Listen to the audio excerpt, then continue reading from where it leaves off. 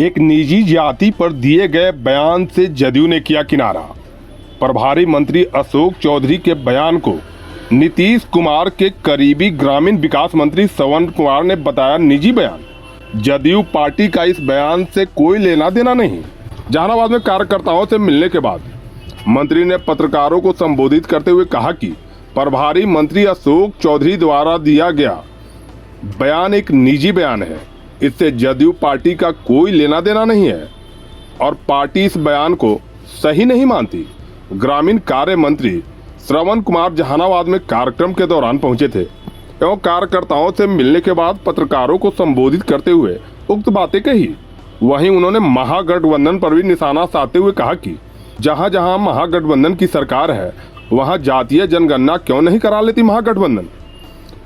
ग्रामीण मंत्री ने और क्या कुछ कहा, आइए आपको हम सुनाते हैं।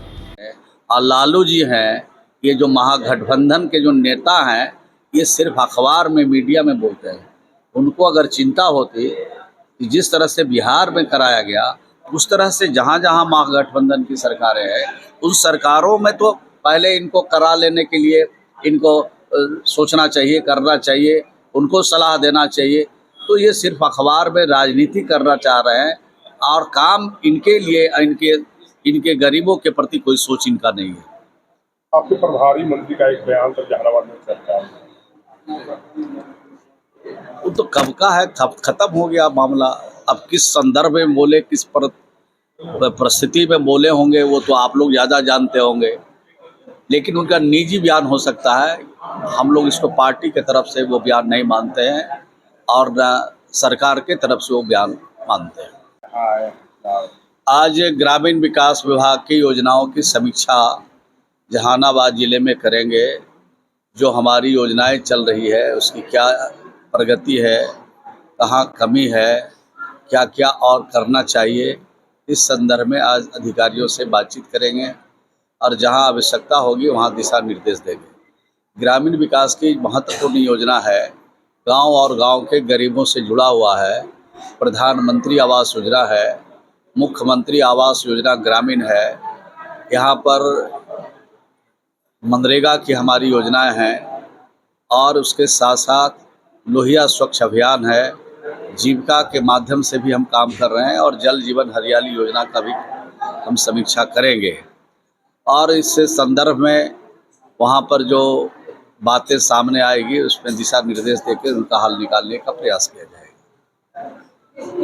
इस ग्रामीण विकास से इतर जो राजनीति अभी चल रही है पटना में, हर दिन एक खबर आती है कि नीतीश कुमार फिर से वापस जदयू छोड़ राजद छोड़ के इसमें एनडीए छोड़ करके वापस शामिल होंगे। अलग अलग तरह के नेताओं का अलग अलग टिप्पणियाँ आती हैं, इस पर क्या इंटरनल खबर आप दे सकते हैं? देखिए, राजनीति चर्चा का केंद्र होता है और कुछ भी अगर करते हैं तो चर्चा होती रहती है, चर्चा होनी भी चाहिए। और आजकल सोशल मीडिया और का ज़माना है, सोशल मीडिया पर कुछ न कुछ इधर उधर की बातें लोग कर देते हैं और उसके कयास लगाए जाते हैं। इस तरह की कोई बात नहीं है।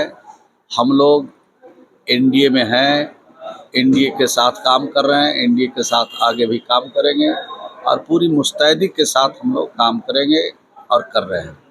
बिहार में जाति जनगणना एक ऐसा मुद्दा है जो अब यहाँ से उठ करके देश भर में कांग्रेस भी इसे मान रही है, राहुल गांधी भी हर जगह पे उठा रहे हैं और राजद तो इसको लेकर के आगे बढ़ ही रही है। जदयू ने भी अपना स्टैंड लिया है कि अब इसको शामिल करने की कोशिश करेंगे। इस पर क्या कितना जरूरी है ये अभी तुरंत इस पर बदलाव लाना? देखिए, जो देश के हालात है उसमें राष्ट्रपिता महात्मा गांधी ने कहा था कि जो अंतिम कतार में बैठा हुआ व्यक्ति है, जो विकास से कोसों दूर है, उसको मुख्य धारा में शामिल जब तक हम नहीं करेंगे तब तक हम भारत की आज़ादी को सही नहीं मानेंगे। तो राष्ट्रपिता जब ये बात कहे हैं तो निश्चित रूप से एक सर्वे होना चाहिए, एक गणना होना चाहिए, जातीय आधारित गणना होना चाहिए, उसमें सामाजिक भी होनी चाहिए, आर्थिक भी होनी चाहिए और सब तरह से जब गणना होगी तब पता चलेगा कि किस तरह की इशूज है, किस तरह की समस्या है, किस तरह से लोगों को हम बराबरी पर खड़ा कर सकते हैं। तो बिहार ने तो एक्सपेरिमेंट किया और बिहार में सिर्फ एक्सपेरिमेंट करके ये दिखाया कि आज पूरे देश में ज़रूरत इसकी है जाति आधारित सामाजिक आर्थिक जाति आधारित गणना कराने की। 94 लाख बिहार में ऐसे परिवार को चिन्हित किए गए जिनके पास न कोई रोजगार है और न उनके पास कोई नौकरी है। तो वैसे लोगों को चिन्हित करके बिहार की सरकार और बिहार के मुख्यमंत्री श्री नीतीश कुमार जी ने उसकी रोजगार की चिंता की है और हर हालत में हम 2025 तक उनको रोजगार देंगे और रोजगार देने के लिए 2-2 लाख रुपया सरकार की तरफ से अनुदान देंगे। ज़रूरत पड़ेगी तो बैंकों से भी उनको आर्थिक सहायता दिला करके उनको बड़े रोजगार करने के लिए हम लोग प्रेरित करेंगे। दूसरा, एक सर्वे में जो बात आई है कि 94 लाख ऐसे परिवार हैं जिनके पास अपना घर नहीं है और उसमें से बहुत सारे ऐसे लोग हैं जिनके पास ज़मीन भी नहीं है।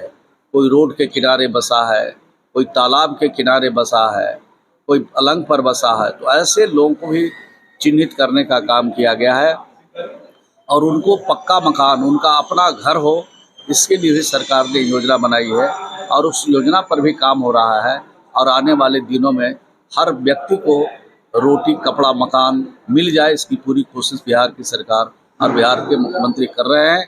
और जब ये खबर पूरे देश में फैली है तो इस तरफ लोगों का ध्यान गया है और इसको कराने से देश में ऐसे लोग जो वंचित लोग हैं, जिनको अभी तक आज़ादी का सही मतलब समझ में नहीं आया, मुख्य धारा से अलग हैं, उनको शामिल करना चाहिए, ये हम लोग भी कहते हैं।